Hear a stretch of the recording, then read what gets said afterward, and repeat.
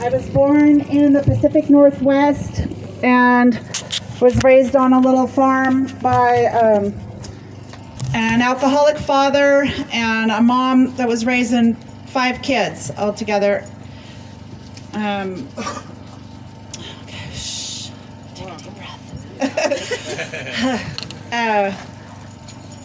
So what it was like, I was raised on this farm and born in 67, and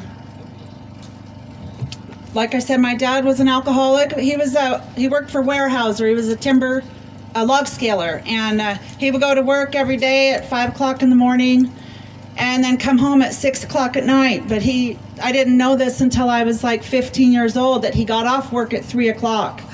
And it was only an hour and a half drive home, but he had to stop every day at the office and get primed up so he could come home to all of us family. So I had 2 older brothers and a sister that was 10 years older than myself, and then 10 years after me came a little brother. And I'll get more to the family afterwards in a little bit. I was thinking about how I felt about being an alcoholic, and my first memories of misbehaving was when my mom would put me down for a nap, and I was probably 4 years old before going into kindergarten, and she would put me down for a nap and lay down with me, and I would wait until she fell asleep, and then I would sneak out of the house and go outside and play with the dogs and the cats and the farm animals or whatever, and my Barbies, and she would come out and be like looking for me, and I would do that every time she put me down for a nap. And so I'm looking back thinking, yeah, there was something about that wasn't right, you know. So I started drinking and tasting alcohol probably before I was 10, but I can remember times when I would actually go to get a beer for my dad or bring a glass of wine over for my mom or my grandma and take a couple sips off of it. I remember that. And my grandma made wine, and so she'd give us, all those kids, bottles of wine before they fermented, and sometimes we'd let them ferment a little in the barn. You know, my brothers and we would do that. And sorry, I'm trying to stay focused on the mic so we can hear each other, right? Anyways, so when I was a teenager, I met some qualifying friends, and we would hang out and go do things and hang out with their bigger brothers and go cruising, and I would get to drive the car, and the brother would be dropped off somewhere, and my friend and we'd be cruising the town with all the rest of the adult cruisers, which were under 18 or 21. They had alcohol as well. And we would go to parties, and we would hang out with all the people doing whatever they were doing. And one time I ended up at a party. I was probably 15. I ended up at a party in the town that I lived at, and my oldest brother was there, and he was 4 years older than me, and he was shocked to see me at the party. And he came back, and I was kind of embarrassed, you know, you're like, oh God, I was caught. And he came back, and he had grabbed a pitcher and filled it up from the keg with the beer, and he handed it to me, and he said, here, sit down, drink this. Well, he knew what was going on at that party, and I didn't. I was really naive about all the extracurricular activities that were happening in all the bedrooms, and everybody was, you know, doing their drugs and stuff like that and other stuff. And so he had me sit down and start drinking, and I think I only drank half a pitcher, and I was already outside throwing up. And I was a blackout drinker at a young age, and I would hang out with my boyfriends and get drunk on Mad Dog and all that, and I would blackout drink, and I'd go to the high school football games and yell at people and tell them I loved them and everything else, and chase guys that were 4 years older than me, and yeah. And then I wouldn't hear about it, you know, till Monday morning at school. of course, my best friend, she had to tell me all about how humiliating it was for her to have to corral me and keep me adjusted at the football game. And I'm like, whatever, I had a good time. I played it off like I don't, like I knew what I was doing when I didn't. And anyway, so I wasn't very good at high school. I wasn't really good at school anyways, but when I got into high school, I really started failing because I was busy daydreaming out the window or going to the parties and the football games and doing all that stuff. And also at home, we had other issues. My dad would, so I was a little bit younger, and I started, my dad was going, I said he was an alcoholic. He would come in the house and I'd be sitting watching TV and he'd start clapping and making this noise. And I was like, what are you doing? You're just drunk. Leave me alone, And he was instigating me, and I didn't understand what he was doing. But at the time, for him, that's when he started learning about venereal diseases and things like that. And he was teasing me, thinking that I had the clap, thinking that I'd already had intercourse, and I hadn't. And he was, it irritated me and made me mad. For one, he was just instigating and poking at me, and the other, he was drunk. And anyways, I think that was the first time I ever, he came over. I said something smart ass to my dad, and he came over to swing at me, and I pushed his stomach with my foot because I didn't want to get hit.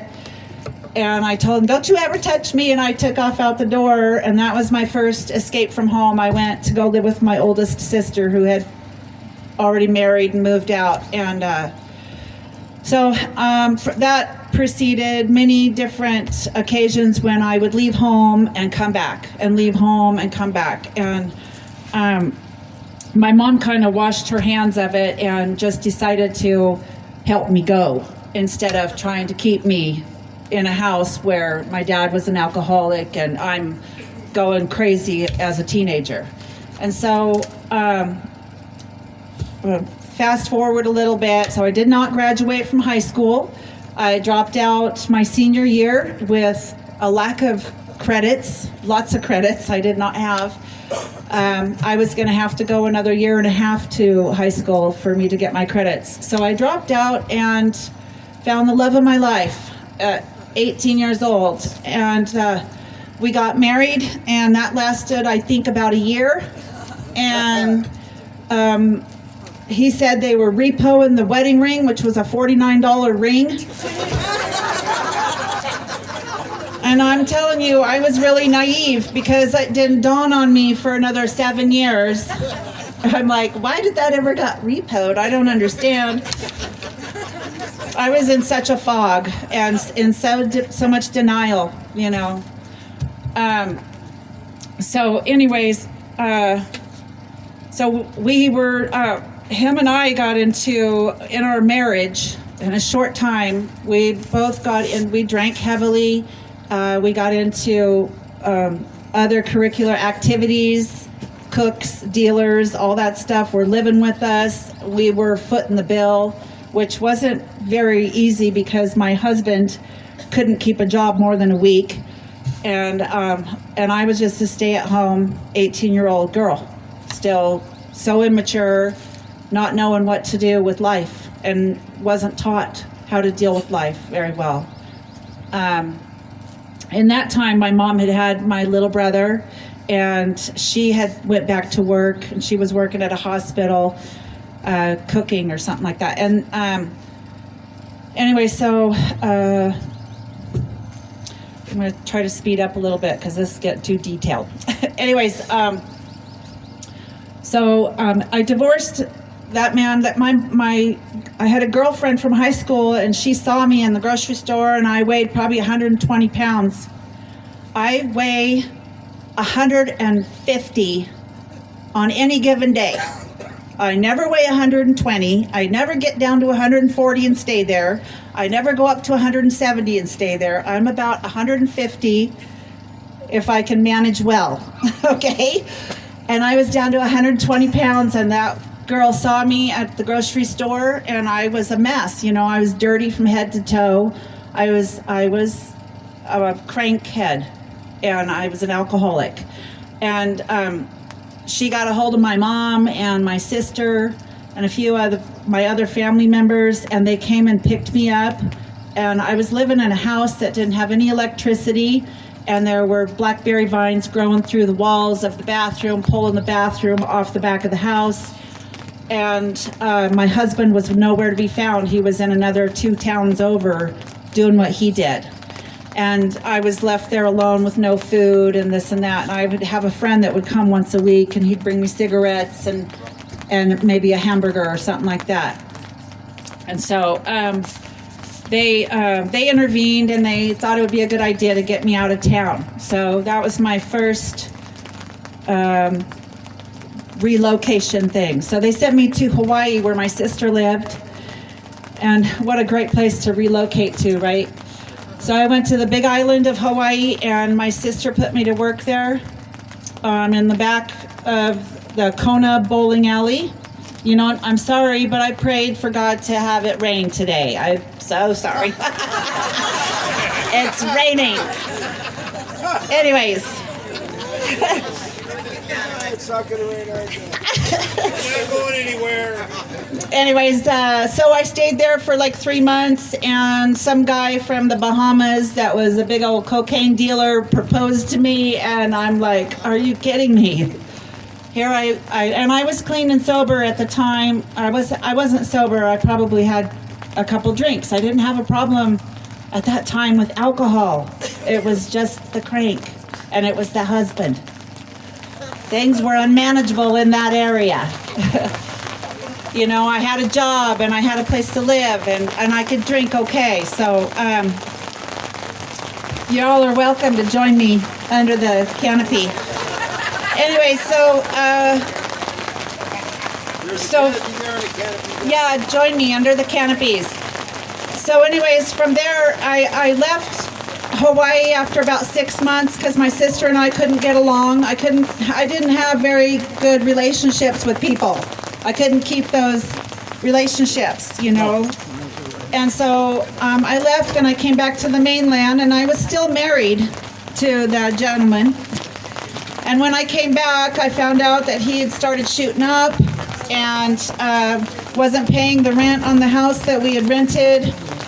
And so I kind of flipped out on him, and I pushed his head through a wall to try to wake him up. I was shaking him, and I pushed his head through a wall to wake him up, and it didn't work. He just was in a daze. And so I left and went back to my folks' house. And from there, I proceeded to get a divorce and was out on my own, and I got a job, and my life started to become more manageable for me. I didn't have that problem anymore of the husband that used, and I didn't have the problem of being a meth addict. And so I was going out to bars and stuff. I turned 21, and I started going to bars because it was legal then. Started going to bars every couple of nights with the girlfriends at work and old high school friends and stuff like that. And I met the next guy, and him and I went out on the road. I quit my job, and I lost my apartment. You know, I gave it up, and I started going out on the road timber cruising with this gentleman. You know, I thought, well, there's my mate because he works in the timber industry, and my dad did, and we get along so good. We're not drug addicts yet, and we're able to drink together without beating the crap out of each other. So we went and lived out in the woods for 3 years, and I had his 2 sons. And we lived out in the woods until the oldest one was 3.5 years old. His dad got into a major vehicle accident, and his 2 best friends that were in the passenger seats died during that accident. And my ex went to the father of my kids. He went to Harborview in Seattle and was there for a couple months, and then he had to do 2 years in a prison up in Shelton, Washington. And so I was single for some time. And when right after he got into that accident, I started drinking with, I had always been drinking with the boss's wife. We always drank together. And so when we were out in the woods, living up in northern Idaho, Montana, and southern Oregon, and Washington, we could drink and get away with things that we wouldn't have been able to worry about living in the city. You know, we didn't have to drink and drive. We'd just go to town once a week, get all of the stuff we needed, and come home to camp and kind of live like this. So we did that for a couple years until his accident, and then I went back to town, started living in town again, close to my folks. And in fact, I was living on their property in our Airstream travel trailer. And he was in prison, and I went back to getting a job so I could afford to take care of the kids and not live, off the mom and dad, because I was too prideful. And that's when things really started to rock and roll. I got a job working in a restaurant that had a cocktail lounge in it, and it was a truck stop restaurant. So it was open 24 hours, and the bar was open for as long as the bartender wanted it to be. Of course, we worked there so she could shut the door, and we would stay after and drink afterwards. I thought it would be a good idea for me to become a bartender instead of a waitress out front, because then I could work in the bar and get more tips and be there longer. And my kids were at daycare, or they were at Grandma and Grandpa's house, or my sister had moved back from the islands back to Washington State to help out my mom and my grandma and me. Anyway, so she came back, and so my kids bounced between my family members. My family was such good caretakers. They could not understand when I came into Alcoholics Anonymous why I couldn't just have a drink at Christmas. They could not understand, why can't you just, take a puff? Why can't you just have a puff? I'm like, no, I quit everything. And that's the other thing is I want to note is that I'm a purist. I quit everything. And I don't care what you do, that's your deal. But I had to do everything because I did everything. I had to quit everything. Whatever altered my mind, physically, mentally, and spiritually, I had to stop. Where was I? Anyways, my sister came back to the state, or to Washington State, and she was living there, and I was working at it was called King Solomon's. It's no longer there anymore. They just tore it down recently. It was a really sad day for me because I was really emotionally attached to that place. It's crazy. I never thought I would be. I hated working there, but you get emotionally attached to our things. Anyway, so I worked there for about 3 years. And my last 2 years of my drinking, I had an affair with the cook, who was he was married, I was not. He told me he could not have children, but his wife could. His wife couldn't have children, but he could. And so he told me that he couldn't have any children. And I thought, oh, well, I'm safe. I don't have to worry about that then. So, 9 months later, 2 months before I got sober, I had a little baby boy. And in the meantime, in that time, I had a DUI, and then I got another one 15 months later. And I did 2 nights in jail, and I don't think I had been pregnant yet. They didn't sentence me, or at least I wasn't showing. And I was scared to death. I had never been in jail. All my boyfriends had been. The kids' dad was in prison. I mean, how bad could it be? But I was scared shitless. excuse my language. So I went into jail, and I spent the 2 nights in jail, and I had all this money I had to pay for the fine. Back then it wasn't much compared to what we all have to pay nowadays. And I couldn't understand there were women getting arrested to come in and threaten other women. And I could not understand that. That scared me to death. And here, when I was a crystal meth addict, I was hanging out with those women. But when I was like, woke up, I was scared to death of this stuff. There was a woman and a man, they were both in the jail right there, and not together, but at the same time, they were married. Somebody OD'd, so they were doing that they couldn't tell on each other thing. And she grabbed me up and she's like, just sit with me and I'll take care of you. Don't worry about it. You only got 2 days, so just stay here. So I went through that, and I swear to God, I think I've only been back one time to visit somebody that has gone into jail, because I was just like, I just don't need to go there. Although I do love the people that take meetings into the correction facilities. You guys are awesome, and you have a great story to share and the message to share with them. I think you are amazing. Anyway, so yeah, the baby shower, like a month before I had my youngest son, I could not drink, and it was held in the banquet room of King Solomon's restaurant. And I was sneaking from the banquet room into the bar and asking the bartender to give me a shot of whiskey. And I was 8.5, 9 months pregnant, waiting to go into the hospital. I could not drink. And it was like that from morning till night. I could not stop drinking.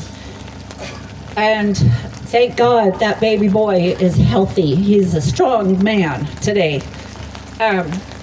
He's 26. And he just turned 26 April 20th, and I will be 26 years sober on the 4th next month.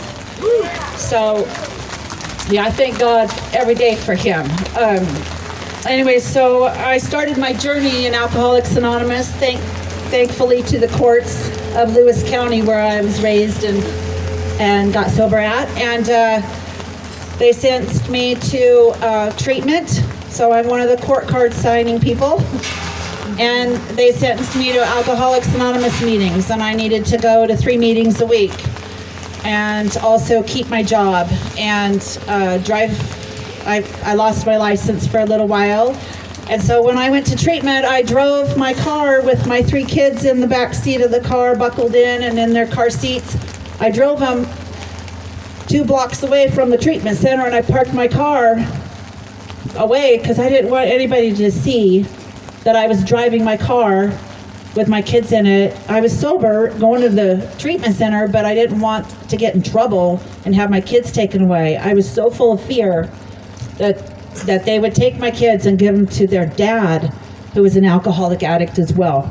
I mean, I played with my playmates. So, but I was so full of fear about that, and to this day, it was like, gosh, wake up. So anyway, so I was introduced to a gentleman, and my first home group was Harmony Group,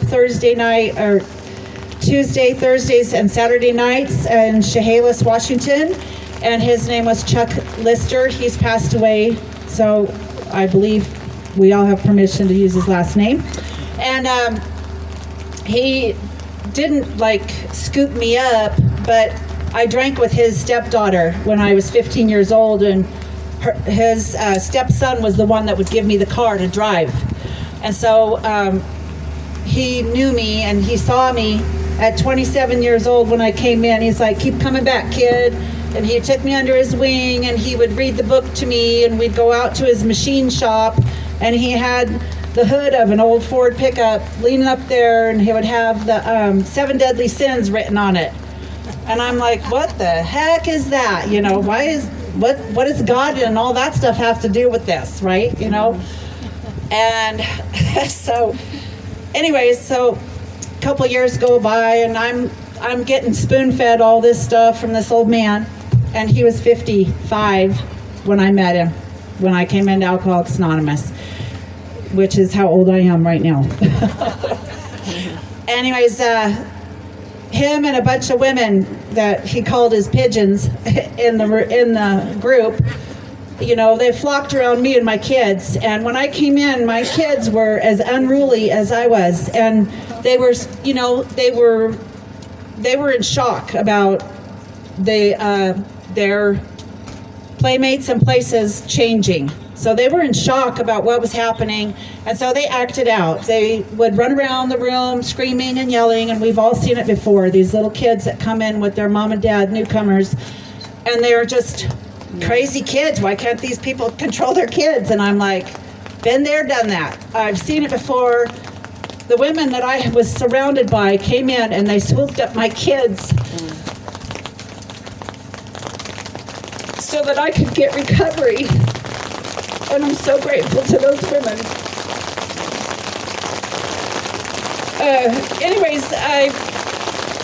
Those people showed me what it was to be like, a servant in Alcoholics Anonymous. First, they started me as an alternate GSR 6 months into my sobriety. The next month, I was the GSR. And I was a dutiful GSR because all I had to do was go to the district meeting, bring the information back to the group, and it was fine.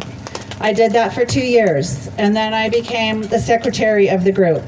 And it just kept going on, and I started opening up meetings with another friend that just came into the rooms of Alcoholics Anonymous. He just celebrated 18 years last week. He was the coffee maker, does not drink coffee, makes the best coffee ever. And I was the greeter, and I helped set up the speaker meeting for Sunday night in Centralia. We did that for a few years. He continues to do that every once in a while when nobody else is available. Is it hailing? Yeah. Oh my goodness. He does for me what I can't do for myself.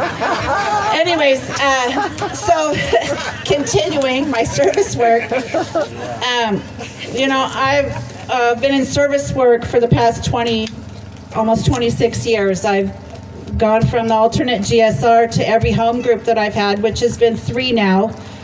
I've relocated from Centralia and Chehalis 3 years ago down to Lake Havasu, and my sponsor, Bridget, she told me, she's like, get a hold of somebody down there. I got, you know, she wasn't my sponsor when I called her and I asked her if she knew anybody in Lake Havasu or Arizona.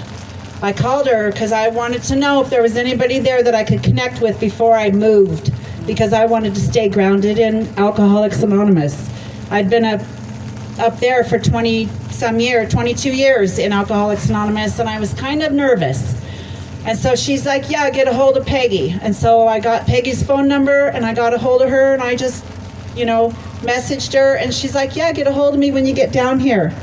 It was a year after I got down here, and I finally went to our house in Lake Havasu City, and there was Peggy in our house. She's a faithful member of that group, and that's when I decided to make that group my home group in Lake Havasu City, and I became the treasurer. Somebody nominated me treasurer, and I'm like, you don't even know me. But they nominated me treasurer, and I did that for 2 years, and just recently I'm their alternate GSR, and I'm sure I'll go into being the GSR because somebody else is like, please be the GSR. And you know, I up in Washington, I did the DCM and the Third Legacy Chair up there, and which I think is the DCMC here in Arizona. I'm not quite sure. Anyway, so I've been in service quite a long time, and I'll move on to something else. I've been working with other women in the program. I try to be encouraging and you know, speak my mind in the rooms and stuff like that, and talk from the heart. But what I've found over the last 20 some years, so Bridget just came down from Bellingham, and she was my sponsor in Washington for a little bit, and then we didn't live by each other, and I told her I needed somebody, and so I was going to go back to a different sponsor. I needed somebody there to be obligated to, that would see me every week at a meeting. I thought it would be best. I went back to college. I got my GED, and then I went on to get my Associate of Arts degree.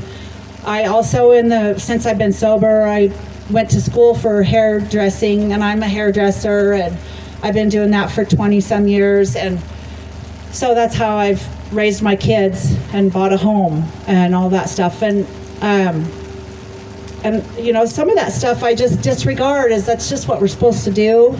But for an alcoholic like me, it's pretty amazing to look back and think of, you know, what do I have to be grateful for? And those are the things that I have to be grateful for, is that I did that on my own. I was that scared little girl that didn't want to go to jail for 2 nights and be faced with those women that would come in there and want to beat somebody up. I thought I was next. You know, that's what I'm grateful for, those things to be able to look back on. So, I moved down here 3 years ago, and I didn't move here because I was joyfully leaving Washington and coming to sunny Arizona by myself, because I'm an independent woman. I got into a relationship with a man. It's not the first one either. Won't be the last. But I got into a relationship with a man, and I thought, oh, he used to work in the timber industry. He lived in the town where my dad went to the office every day after work, and his brothers drank with my dad, so they all know each other, so we all have this commonality. Well, this guy told me he didn't drink. He was going to meetings and all that. And when I get down here to Arizona, after he helped me move everything, 9 months later, I find out he had a traumatic brain injury. He had a gun above his headboard that he slept with at nighttime, and he would wake up in the middle of the night accusing me of sleeping with somebody else, and I never left his sight. I was doing schoolwork still online from here to Washington, and I was just like, we need to go to a doctor so I can help understand what's going on here. I tried working it out, you know. Anyways, it didn't work out. I got a hold of a real estate agent. She found me a house that could hold my 2 German Shepherds and myself, and lickety-split, I asked a couple of people in the program here that I had met. They helped pack me up. 2 different programs, NA and AA, came to my rescue, helped me move out in 1 day, and I was out of a could have been very caustic relationship, and I put myself there. Time and time again, I put myself there. And anyways, Bridget was coming down. Her and her husband, Brian, were moving from Bellingham, Washington, about a year and a half ago. They were moving down, and they came to Lake Havasu. I told her I couldn't wait to see her. We'd have coffee or dinner or something. So I had gotten a sponsor down here, but she was just like, okay, do whatever, you know, call me when you need me, you know, because I have time. And she was like, you're good. Not up here. So anyways, so I go to dinner with Bridget, and we're sitting there talking. She's like, tell me, how's it been for you? How's things going? How did you get here to Havasu? I told her, and I'm like, oh yeah, just stupid mistakes and all that stuff. And she's like, it sounds like you're living in the bedevilments. I was like, oh my God, you're pulling my sheets. And she did, and I took her seriously. And we went over that and talked about it. And if you don't know what that is, please look it up. And because it changed my life. It was a life-changing moment for me. I asked her a week later if she would be my sponsor again. I told her I would do whatever she asked me to do, except for if she was going to be mean to me. And so one thing about my sponsor was she came into Alcoholics Anonymous. She was a bad biker woman. That's all. I'm not going to be nasty about it. She was badass. And up until a couple years ago, she just started toning down her demeanor a little bit. She's very loving now, instead of like hit me with the big book in the head. So it's much more enjoyable to talk to her, you know. Even though she's still straightforward and honest, which I appreciate, somebody being with me And that's how I am with people in the program too. If I see somebody and they're behaving out of character, I will say to them, you know, what's going on with you? Why are you doing this? Why aren't you doing these things? You know, what's the suggestion? Do that, you know. This is going to save your life. And this is a serious program. A lot of us know that. Some of us don't know that. This is a serious, deadly program, or deadly disease. Anyway, so I asked her to be my sponsor. We've been working at that, and 50 minutes. Okay, so we've been working at that, and I have come upon some revelations of my own, and in the last couple of months, I've been doing the 5th step, and then the 8th step, and working on, you know, 5th, 6th, 7th, 8th, all that stuff, and then my daily inventory and the 11th and 12th step and all that. And things are changing for me. I have also become closer to my higher power, and that journey started a long time ago, but it's just when things happen in my life, it's, what do they say, when the pain is greater than whatever, I move towards my higher power. I sink way into his arms when my pain gets great. And I'll talk a little bit more about that with the family afterwards here in a second. But anyway, so doing the 8th step and looking back at the 5th step with the relationships thing, I've been in 3 relationships since I've been in Havasu. One of them was I was dating somebody for a couple months, and I just thought it was perfect, and I couldn't understand it. And she's like, we need to do a sex inventory. And I'm like, oh, shit. So she sent me, what she did, though, she didn't, you know, tell me blah, blah, blah, and then send me off somewhere. She sent me a workshop from a lady named Judith, and I don't remember if her name was Robinson or Roberts. Anyways, she sent me that, and I sat down and I listened to it, and the lady talked about, you know, when we're doing our 4th step, and it says everybody says what's your part? And I feel bad, which I probably should feel bad, but Judith says, you know, what could we have done differently? And I really like that. And instead of, you know, beating myself up more, you know, what's the positive part of this? What could I have done differently? And how can I have changed that instead of repeating the same thing over and over again, expecting something different? So I still do that at 25 years sober. I still repeat stuff over and over again, expecting something different. It's just it just comes in a different door. And I don't recognize it, you know? And so anyways, I've been working on that, and I've also started an outside prayer and worship group, which is helping me come to know a lot more about my spiritual side of things, and it's helping me know my higher power more. And that's just been in the last month. And so back to the family afterwards. The family that I grew up with, my dad died in like 2012. My grandma died in 2013.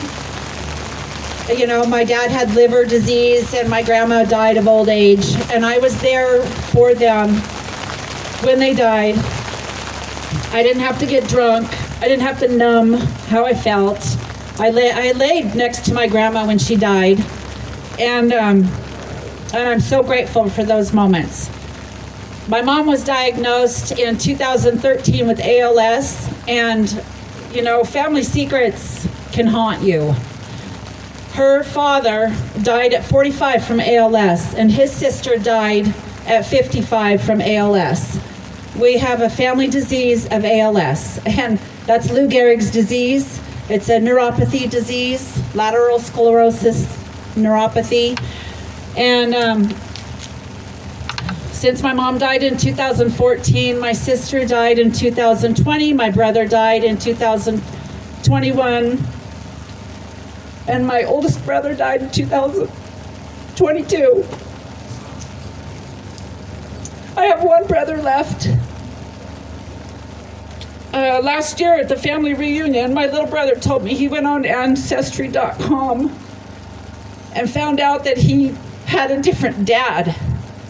He's also been tested for ALS. He's one of these new generation people, and I'm just not with it. And so he went and got tested when he was helping my sister when she was passing.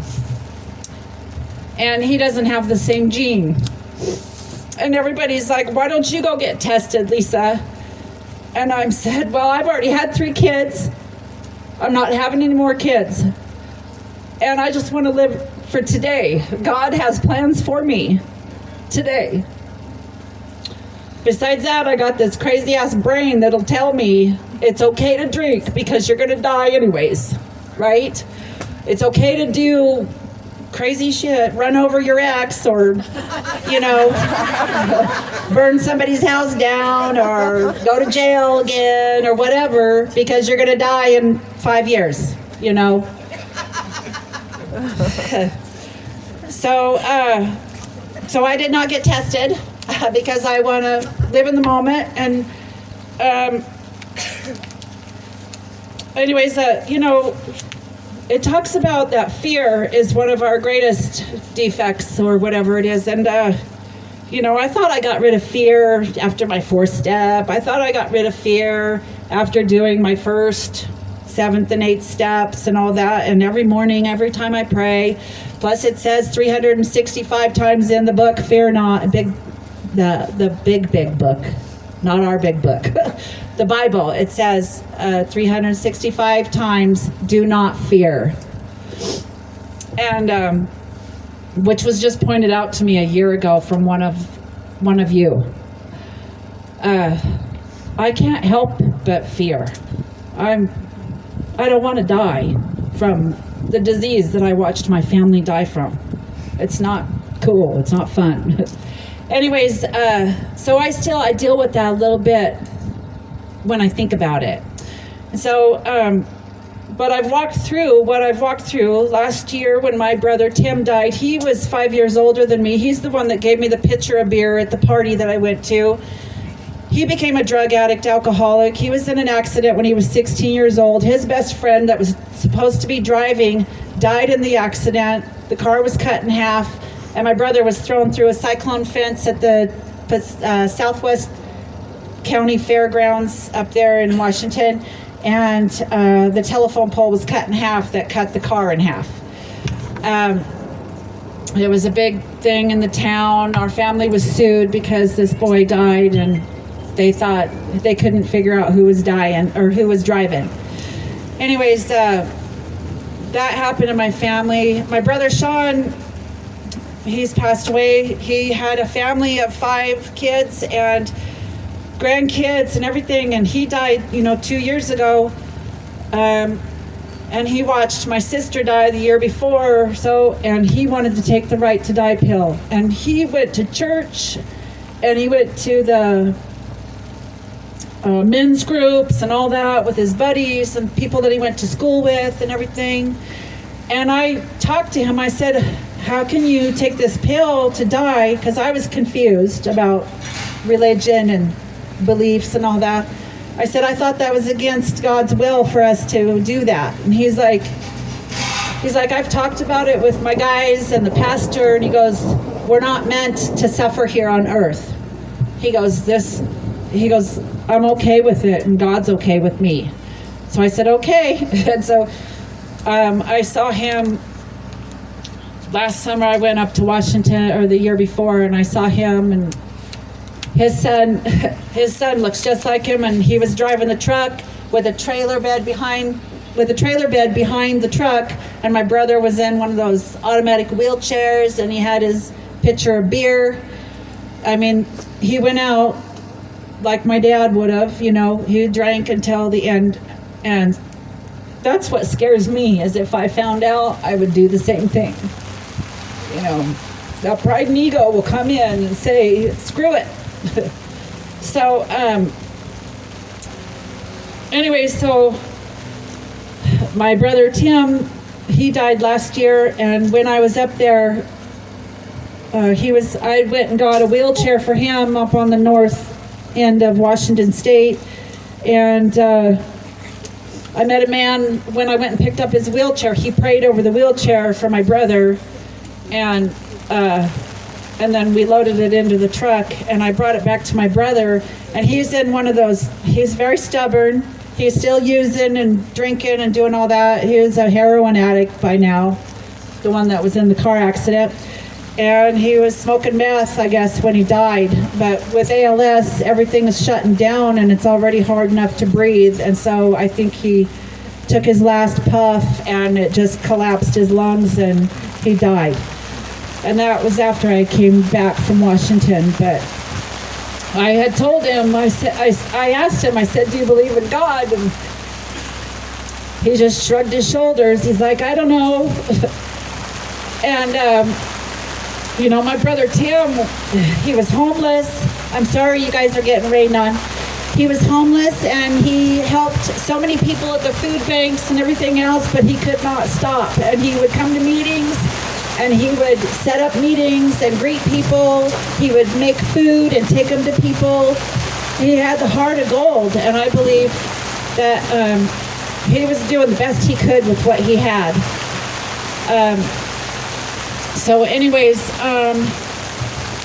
before I close, I do want to read something that was sent to me this morning. And I don't have a very good memory, so when my friend Heather told me what the theme of this was, and I was reading a daily meditation that's sent to me every single morning, I was pretty shocked that it was very similar. And it says, good morning. That which you are seeking is causing you to seek. Happy Sunday. I am more than enough, and so are you. Everything I seek is already with me. Everything I need is inside me. My main affliction is that I fail to see that what I seek outside me is already within me. When I can give myself validation, satisfaction, permission, and love, paradoxically, when I give these things to myself, I am much more likely to get them from other people. Realizing that what I seek is seeking me. I needed to experience things for myself because I am the scientist, the experiment, and the lab. Once I've pondered, read, and planned, I'll need to act and put into actions.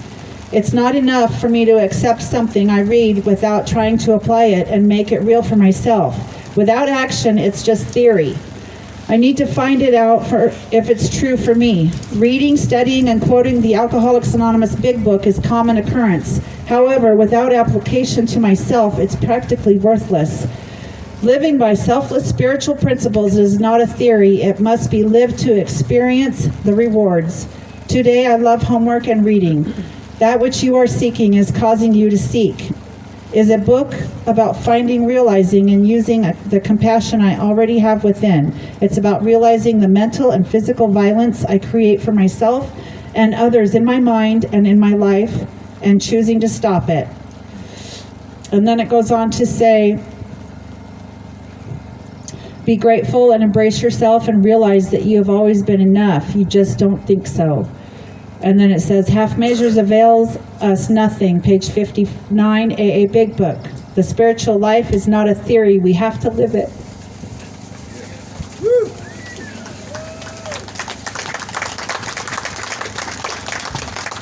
It says, we are going to know a new freedom and a new happiness, page 83, AA Big Book. But obviously, you cannot transmit something you haven't got. See to it that your relationship with Him is right, and great events will come to pass for you and countless others. This is a great fact for us. Abounding yourself to God as you understand God, page 164, AA Big Book. So when I was reading that, Heather, she's like, that's the topic for the weekend. And I was just like, okay. I found a home in Havasu, and the people that are there are great. The recovery is awesome. It's not the same as Washington State, for sure, but it's awesome. And my sponsor says to me, she's like, plant yourself, or grow where you are planted. And today, when I go into a meeting of Alcoholics Anonymous, I share the message. I share sobriety. I don't share the mess. And I don't just sit there and listen to the daily reflection. If somebody wants to ask me to share a topic, I dig. I dig in the book and I look for something that's pertinent in my life and that what I think the group might appreciate and get the most of. And that's what I do today, besides encouraging my fellow women. So I want to thank you all for bearing the cold weather, and I hope you get something that you can share with somebody else. Keep coming back. I love you all. Oh yeah, that's what's up. Truly a spiritual awakening with the rain.